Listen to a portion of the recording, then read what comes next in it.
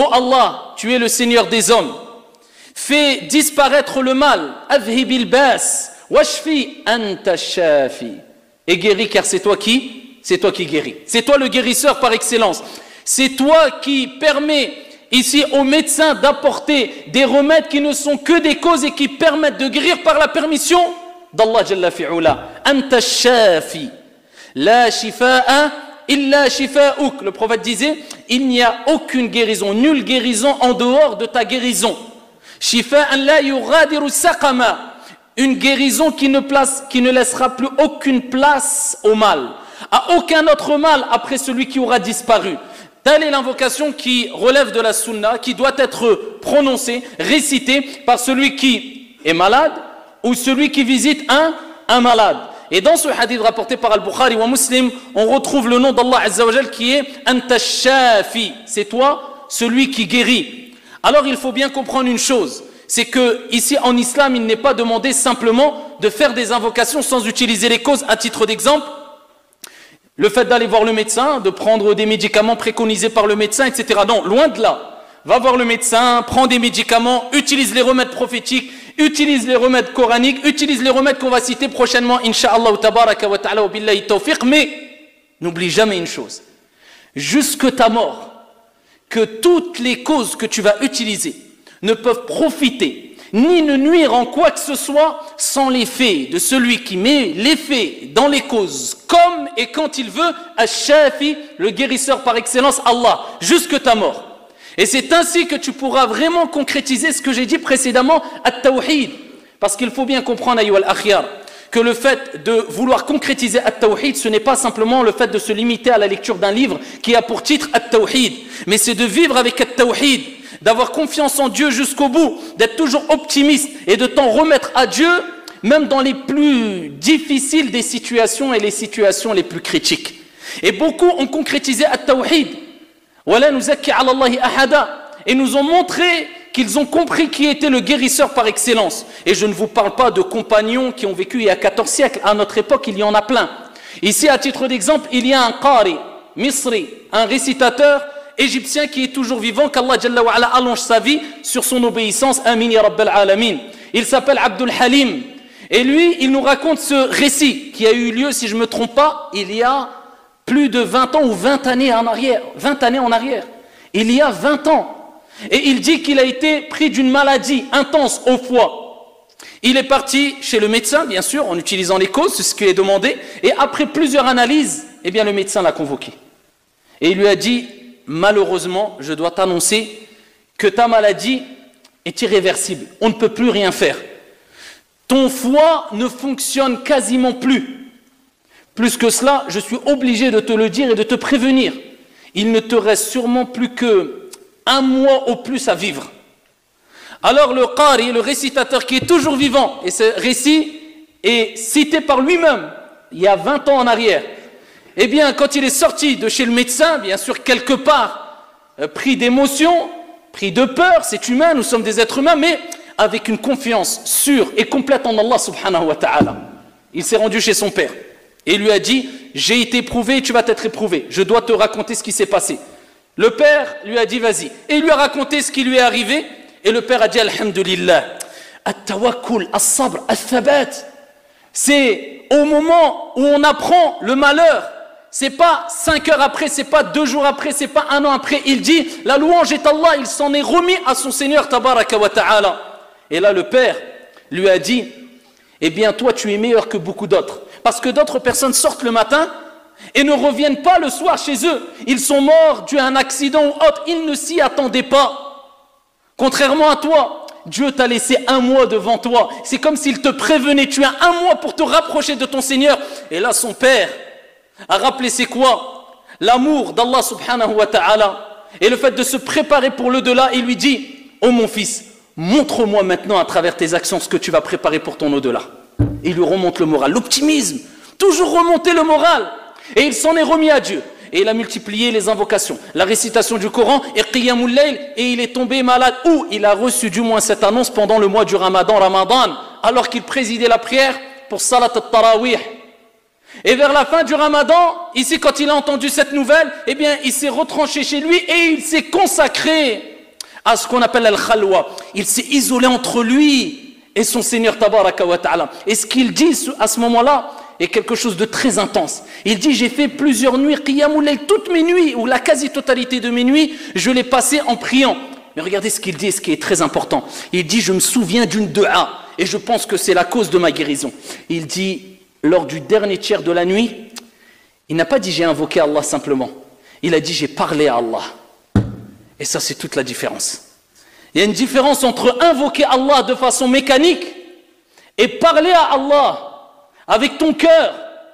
Et il dit, j'ai parlé à Allah et je lui ai dit, Ya Allah, tu sais que quand il y avait des malades, eh bien je me rendais chez eux et je récitais Al-Qur'an sur eux et par ta permission, ils guérissaient. Maintenant, aujourd'hui, qui peut me guérir à part toi? Je m'en remets à toi alors que toutes les portes autour de moi sont fermées. Ya Allah, guéris-moi. Et il dit une parole très forte, j'ai parlé à Dieu. Et voilà pourquoi il est important de comprendre que l'invocation qui sera la plus efficace, ce n'est pas quand tu répètes des invocations de façon mécanique, bien qu'il relève de la sunna, mais c'est quand tu parles avec ton cœur, tu discutes avec Allah, tabaraka wa ta'ala. Tu te vides, tu racontes à Allah ton problème avec sincérité, comme si tu te confiais à une personne que tu aimes énormément. Que dire du fait de se confier à Allah Azza wa Jal? Et il dit, un mois après, alors qu'on était rentré dans Shawwal, eh bien, je commençais à sentir mon état aller de mieux en mieux. Et je voyais que je pouvais consommer des choses que je ne pouvais pas après que le médecin m'ait annoncé la mauvaise nouvelle. Et je demandais à ma famille, donnez-moi telle nourriture, donnez-moi telle boisson. Et sa femme, son épouse lui disait, non, tu n'as pas le droit. Son père venait et lui disait, Sayyid, il va mourir peut-être dans quelques jours. Ah, donnez-lui ce qu'il veut, il va mourir, il va mourir. Et ici, il lui a apporté la nourriture. 1 mois, 2 mois, 3 mois est passé, toujours vivant. Et ici, ils lui ont proposé d'aller faire des analyses. Et peut-être, bi'idhnillah azza wa jal, trouver une solution dans un autre pays. Et ils ont proposé ici de l'envoyer peut-être en France ou d'autres aux États-Unis. Il a akhiré. Et il y avait un grand hôpital aussi en Égypte. Plus tard, il s'est rendu en Égypte. Plusieurs mois après avoir fait les analyses, eh bien le médecin convoque le patient et dit, il est où le malade? Il dit, c'est moi. Il dit, non, toi, t'es pas malade. Où est le malade? Il dit, c'est moi qui est malade. Il dit, écoute bien, on a fait toutes les analyses. Et ton foie, eh bien, a l'aspect d'un foie tout neuf, d'une personne qui a que quelques semaines. Ton foie, il n'a aucun problème. C'est pas toi qui es malade. Où est le malade? Ils sont partis dans un autre hôpital. Et dans d'autres hôpitaux. Et ils ont fait plusieurs analyses. Et ils ont tous dit la même chose. Tu n'as aucun problème. Ton foie est intact. 20 ans après le ramadan dernier, de l'année dernière, il était encore dans une mosquée en train de présider la prière pour Salat al-Tarawih.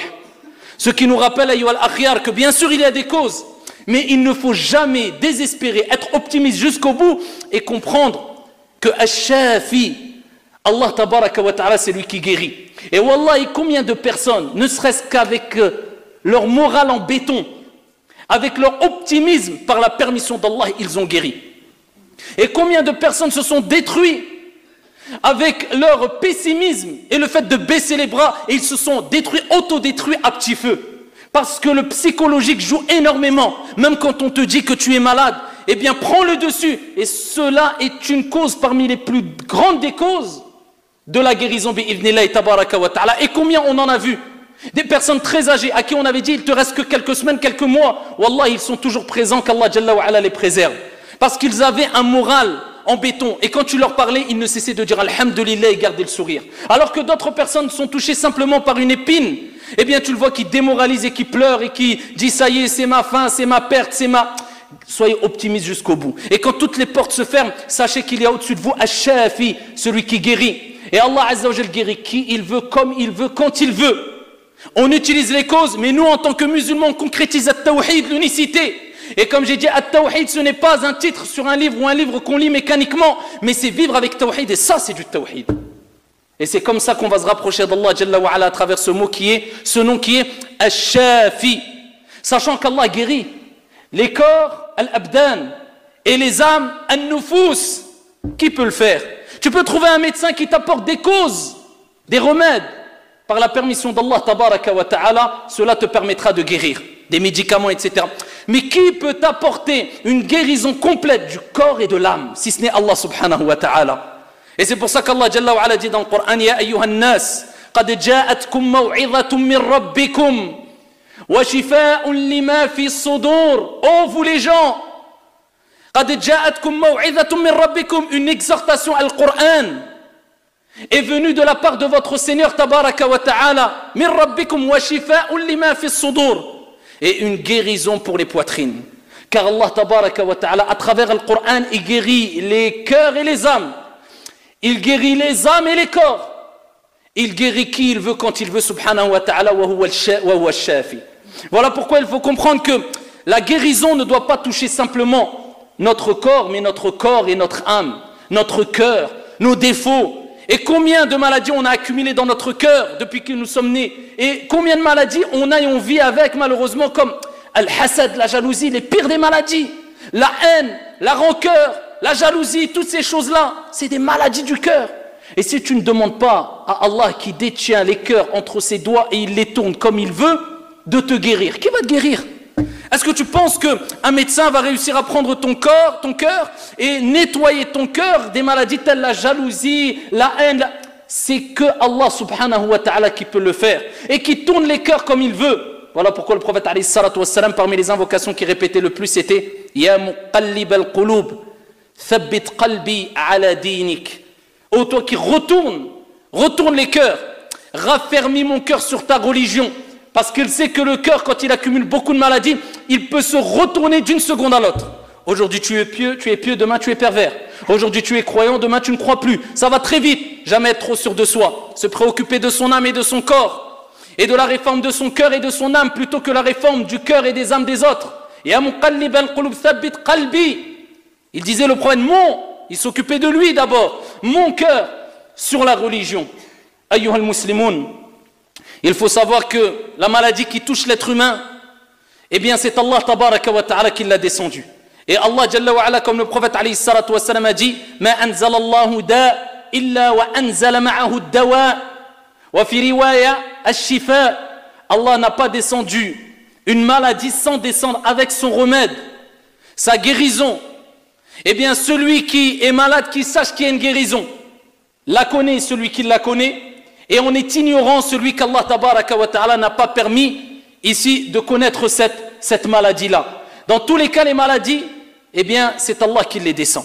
Et souvent, les maladies sont une source de miséricorde et sont une cause qui permet à l'être humain de s'auto-éduquer. Parce que quand tu es malade, eh bien, tu reviens à l'essentiel.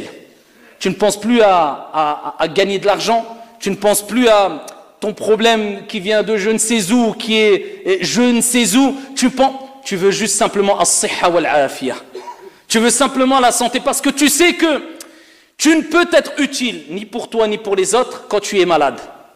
Donc quelque part tu sers presque plus à rien. La preuve que as-sihha, c'est un des plus grands bienfaits que beaucoup négligent. Voilà pourquoi le prophète alayhi salatu wassalam a dit ni'matan maghbounun fihima kathirun minan nas as-sihhatu wal-faragh. Deux bienfaits dont beaucoup de personnes se font duper, ne prennent pas considération de ces bienfaits. La bonne santé et le temps libre. Combien de gens ont la santé, peuvent venir à la mosquée, peuvent adorer Allah, peuvent faire le pèlerinage, peuvent faire des aumônes, peuvent faire du bien, peuvent être utiles pour les autres, et ils sont paresseux, feignants, restent en arrière jusqu'à ce que, kama qala alayhi salatu wassalam, la yazalu qawmun yata'akharun hatta yu'akhirahum Allah. Des gens ne cessent de rester en arrière, paresseux, toujours au dernier rang, jusqu'à ce qu'Allah les éloigne. C'est une preuve qu'Allah ne veut pas d'eux. Et combien de personnes rêveraient d'avoir, ne serait-ce que des jambes pour se lever et prier, pouvoir faire un soujoud pour reposer leur front sur le sol, et ils ne peuvent pas. Allah les a éprouvés par la maladie.